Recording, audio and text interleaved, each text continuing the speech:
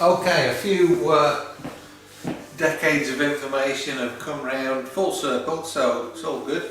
Now what we're looking at the minute, I'm doing a course in cold water therapy amongst other ones, and I've been looking at Wim Hof, the Iceman. I've been looking at his videos for years, very interesting. Ice baths, cold showers, all kinds of stuff to stimulate the nervous system, the immune system, and I'm reckoning a couple of meridians. So we'll go back 20 years, and I'm at the DSI convention in the UK, and I noticed that the Hapkido guys are all going, what's this center lock all about? It doesn't do anything. And they were very resistant to a center lock. I knew very little about players to the game. I think it was 1999, November, something like that. And I just remembered. And then coming forward to a few years ago, I'm up in Bridlington at a gathering of the World Masters, and I'm teaching this group, and I noticed there's about 6 or more Hapkido students, young, fit, fantastic guys from Portugal, and I said, right, pair off with somebody from a different style and check out this centre lock. And then they came back, they said, these Hapkido guys are really strong. I went, yes. Do you know why? No. Well, the people most interested in wanting to know why the Hapkido people were really strong for joint resistance to joint locks, pressure points, were the Hapkido guys themselves, because they did not know. So I said to the whole group, right, go away and pat each other's backs, which you can do yourself, like this. And then now go check, and everybody was just as strong. So I got the Hapkido back out, added a few players and dropped them. They're used to dropping because their instructor throws them about like rag dolls, and they love it.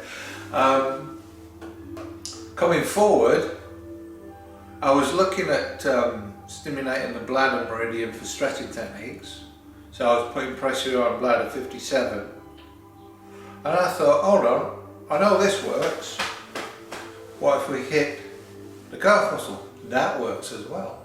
So apparently anywhere on the bladder meridian, obviously you got one inside, stimulate it, and you're going to get an energy generated that's going to increase your static strength, resistance to joint locks, pressure points to a certain level.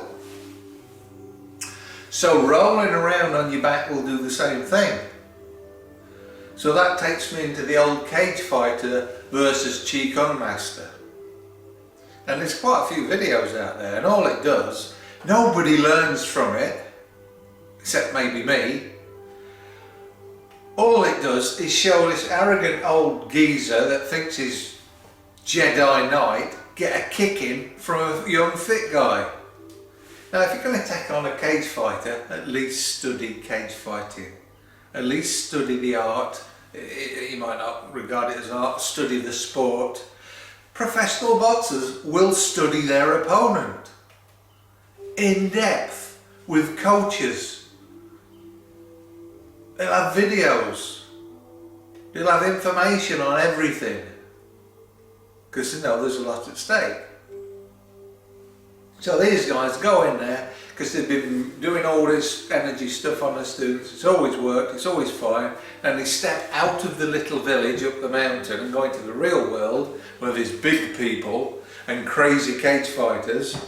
Cage fighters, energy from mental energy, from being a little bit crazy, bipolar, which I'm probably bipolar as well, energy from the heart, energy from the gut, energy from rolling around, and energy from being hit.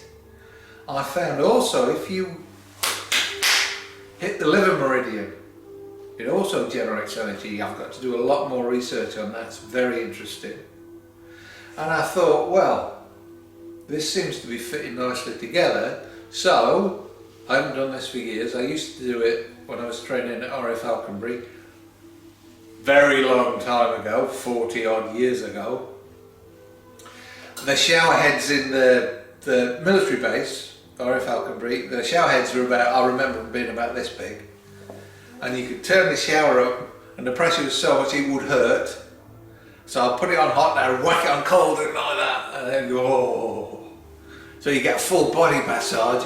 And I didn't understand what it was doing at the time. I just know it felt good. After a good session and lots of free fighting, it felt good.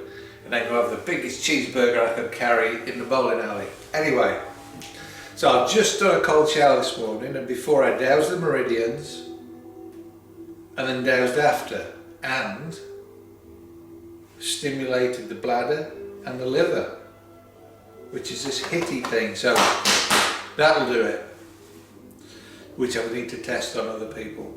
But I'm quite happy it works.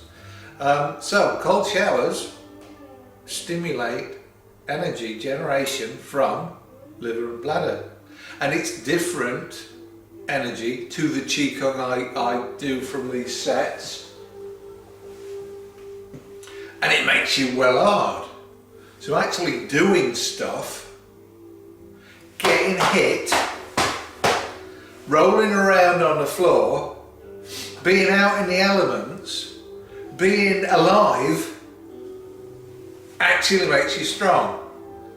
Sitting on a couch and then maybe doing some little energy exercises ain't gonna cook. It ain't gonna get you a cage fight win, that's for damn sure. So there's lots and lots and lots of good information all coming together. So I need to look at this in a little bit more depth. And when we get back and get some students in, they're going to have the pleasure of trying these out and taking the techniques away and using them. Might work for longevity. And Wim Hof, he talks about, I'm not exactly sure, but they injected him with some toxins. Just look up on the internet. His videos, boof, they're there at the minute. Because of the COVID, because his techniques, he says you can boost your immune system, which I totally believe. They injected him with some hideous stuff, and he just got breath and mind to boost his immune system, no effect whatsoever. And some other people, well, they weren't so well. I've just had a quick look at the video, so I don't know the details. I need to research this a lot more, but immune system, cold water immersion, and like I say, I'm only on, what module am I on, 4? Something like that. So I'm only a little bit way into the course, but there's been a lot of research done, and it looks like cold water immersion does not reduce inflammation. In some cases they found it increased it. But what it does do is help muscle repair. And that's why all your top athletes like Andy Murray and the world's strongest men all have an ice bath. And apparently you can train and rip yourself to pieces, have an ice bath for whatever length of time. Like I say, I'm only just started the course, so I've not got that much information on it. And then the next day you don't get the muscle soreness that you normally get. So it's really good for muscle repair. And obviously it's stimulating, I think it's generating, not just stimulating, generating energies that are good for us. Let me just check. Duff. Yes, we covered it all. Thank you very much. I'm just waiting for it to stop raining so I can go to work. Have a good day.